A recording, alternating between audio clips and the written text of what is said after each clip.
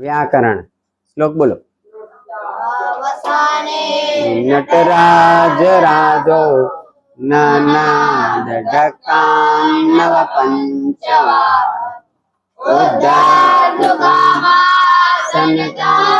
सिद्धांत विमर्शे शिव सूत्र जालम।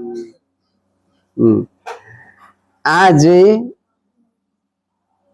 આનું પૂર્વી આના વિશે આપણે જાણશું। આનું પૂર્વી કેટલા જણને ખબર છે? હાય હાય જોરદાર, ચાલો બોલો જો આનું પૂર્વી એટલે શું? જૂના લોકોને બધાને ખબર હોવી જોઈએ, પણ અમુક લોકોએ હાથ ઊંચો નહીં કર્યો, વાંધો નહીં, ચાલ બોલ।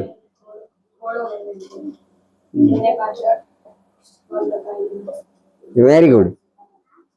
કોઈ પણ એક નામ હોય, કોઈ પણ વર્ણ હોય તો વ્યંજન છે, એ વ્યંજનની વ્યાખ્યા શું છે?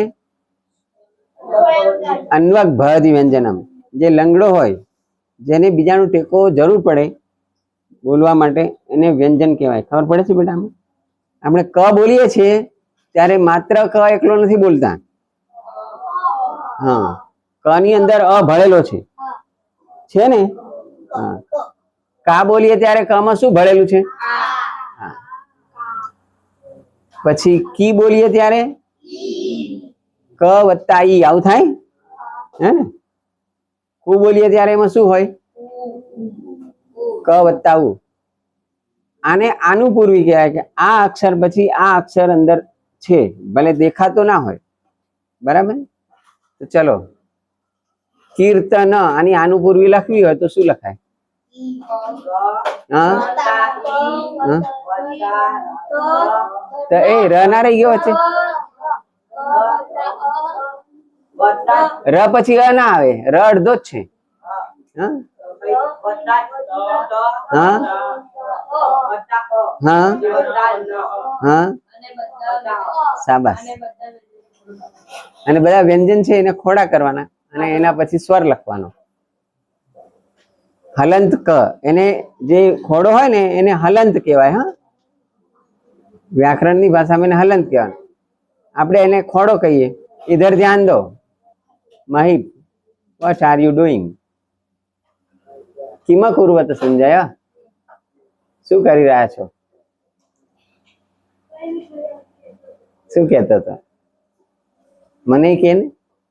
ના ના, અગત્યનું હશે તો જ ને। અચ્છા, તો અત્યારે ભણવાના બદલે તમને એ કેમ સૂજે છે? ધ્યાન દો। અહીંયા હું બેઠો હું ત્યારે એક વખત મારી બાજુ ધ્યાન રાખવાનું, નહીં તો હું શું બોલીશ? હું શું બોલતો હતો? ચાલ કે બોલ, ચાલે એવું? Next time you will be punished. હા, ઓકે, ચલો ઇધર દેખ। અને આ કેમ ભાઈ, તમે જબ્બોલેંગો નથી તમારી પાસે? જબ્બોલેંગો પહેરી ના, બધાને છે કે નહીં? હા હા,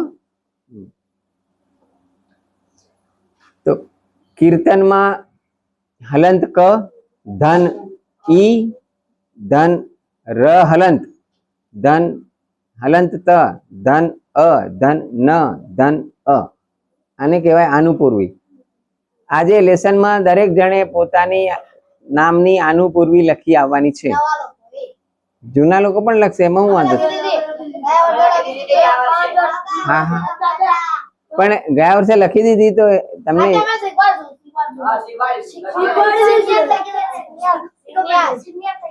સિનિયર થઈ ગયા એટલે, પણ પાછળનું ભૂલી ગયા હશો તો? હા, માયસર સૂત્ર જૂના લોકોને લખવા આપીશ ને, હું જોઈશ કેટલા સાચા પડે છે। હમણાં નહીં, ચાલો ઇતિ।